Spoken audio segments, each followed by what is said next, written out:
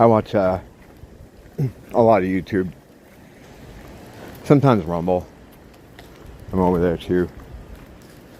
But I'm reminded occasionally that just because someone like me is allowed to do this thing here, where I can just pick up my phone and upload videos, it doesn't mean that the whole thing still isn't completely controlled in the same way any other mass media is controlled. It's no different from TV or anything else. And I think most of us kind of know that. Occasionally, though, I get trapped in, like, well, not trapped, but I'll end up in normie YouTube.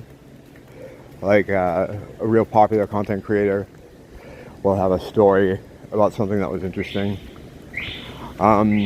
And I found myself in such a situation watching this video about a nuclear researcher, Asian guy, that ended up being burned in a test that went wrong. And so I've heard the story before, but not really the details. So it's one of these guys, like he's relatively new, but he was promoted, and he's got like millions of subscribers, and it appears on all the other kind of shows, the same way they do with all the plants. But so I'm watching him, and I kind of forgot to look out for, all right, what is the point of this? Why is he doing this? Because there's something in there, right?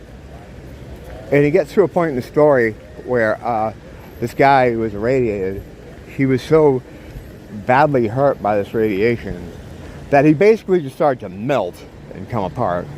Now, his family talked to him throughout the whole time, or at least until as long as they could talk to him, right? But at some point, he became nonverbal, as his vocal cords, all that shit melted away, right? But they're keeping him alive, which, that's like being in hell or something. Like the pain that must be going on.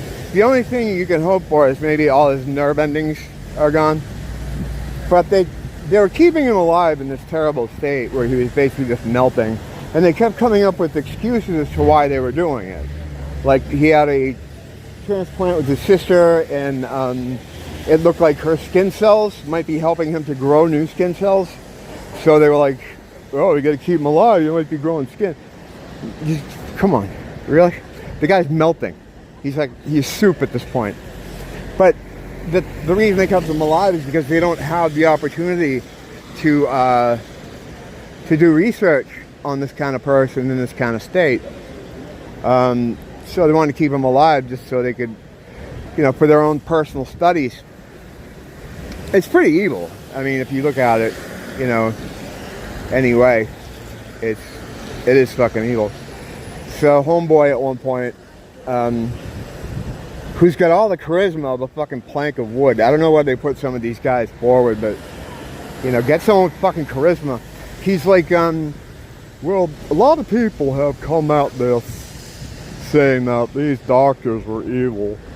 I don't think they were. And he starts going to bat for the doctors and how this was a legitimate thing, keeping this guy alive. And he mentioned, so in all this, he starts mentioning the disinformation. So it's like, all right, Well, as soon as you hear that word, right? I mean, if you weren't reminded anyway, you're reminded now.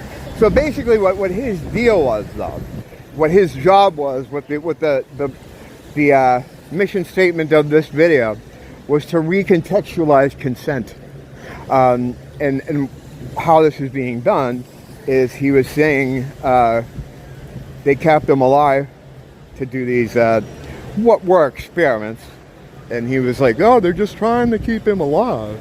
They knew he had no digestive system, but his sister, when they gave him a whatever it is, a transplant, it looked like maybe he may have the cells that will in the future grow a digestive system. It's like, no, what are you talking about? So anyway, his thing was that at some point the guy couldn't talk anymore. He couldn't communicate. He couldn't do anything. He was just melting, and they're keeping him alive. So how do we know that he wouldn't want to die, right? Like that the chance that he's going to make a recovery is 0.0%.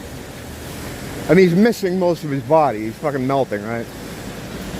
So they can say all they want about we think we're growing a skin cell. It's fucking ridiculous. It's laughable. It's laughable. And I'm not a doctor or anything like that, but you don't have to be to see what's going on here. So the plant's argument was that even though he couldn't consent to staying alive so they could do this stuff to him, we know he would have wanted it this way. So what they're trying to do is, the whole point of the thing is to try to say you don't have to consent to give consent. If we know that the bigger picture is better, just like this, like how the COVID thing. They want to change the definition of consent because it's good for them to do so. And you're just watching it, and you're just looking at this moron, and it's like, it makes you so angry. It makes you so angry. It's like, dude, I was saying this about a couple of these normie YouTubers too that work for the beast and suck the devil's dong. It's like, dude, they're not going to give you a seat at the table. Like when this is all over, they're like, hey, thanks for shilling for us, whoever. Here, you can sit with us now, and you don't have to eat the bugs. Like, they're not going to do that. Like, you're going to meet a fate the rest of us are too. They don't consider you one of them because you're shilling for them. Now, does the situation exist where he doesn't know exactly what he's promoting? Yeah, it could be. But he has to be aware of his situation as far as being promoted, right? Because they pick these people to do these things. The people that are most likely to have success for them, not on YouTube, but just in anything. Like, it's because everything is, it's all actors. Everything is it's all a show, right? But, yeah, it just makes me angry. It's like this little twerp. You want to fucking reach through the screen and shake his hand and say, good job. I don't know. I mean, Jesus is returning with a sword. Vengeance isn't ours, it's the Lord's. And he is returning with a sword. And you just have to kind of wait for that. Because it is coming. And I mean, it's one thing to be like an evildoer. It's another thing to like be a sellout to the evildoers, knowing that you're doing something bad and like betraying humanity. There's a whole group of people that did that, but we can't, it's hard to talk about them. Whole group betrayed humanity. We'll take it. We'll take the deal, sure. And that was that. But yeah, it's like I find myself sometimes stuck over there, like I just get trapped into something. This other guy, right, in the normie YouTube sphere, he was trying to support the Oswald thing. He's got a JFK video. About, was there really a second shooter on the grassy knoll? It's like, no, the grassy knoll is bullshit. That's all bullshit.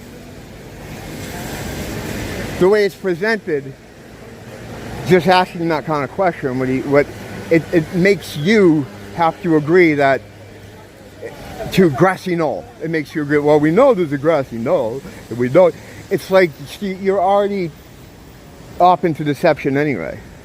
And he was another one mentioning misinformation. They all do those buzzwords. It's disgusting, though. It gets me down. It gets me down.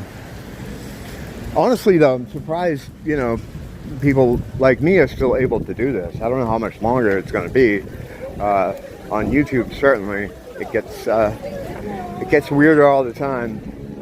I mean, but you can upload here, but they're not gonna, let a lot of people see, which is fine. I mean, that's fine. But I'm grateful that I can do this, But I just think, like, what kind of person sells out themselves and their people to suck the beast's dong? Unless they're related somehow anyway, because a lot of these guys are related through bloodlines. That's why people see these reoccurring individuals at these different psyops, and they'll say, oh, it's the crisis actor thing. No, it's not. The crisis actors thing is like a thing to keep you away from the truth. There actually does exist those people, and they're used for like military drills and stuff. But the ones you see showing up at all these places aren't. They're family.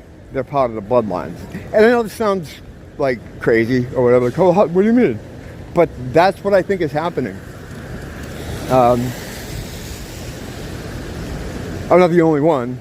It's not I didn't come up with this idea myself, but I certainly think it's possible. We just had to do a stop there from there. I forget how everybody else tends to operate. I operate differently. Like, I'm super hypersensitive about people around me because, a bit paranoid. Everybody else has no idea what the fuck is going on as far as where they're going, where they've been, who they are. So when I have to mix with that, I end up looking like a psycho because I'll be like jumping all around, popping all around. Yeah, it basically just comes down to I'm hypersensitive about people around me, and most people, the majority, have no idea who's around them or where they are or who they are. All right, it's raining now pretty bad, so I'll be back. I'll be back with something more uplifting. Although it doesn't happen often, we're gonna try for something uplifting. Don't blame the teacher, blame the school.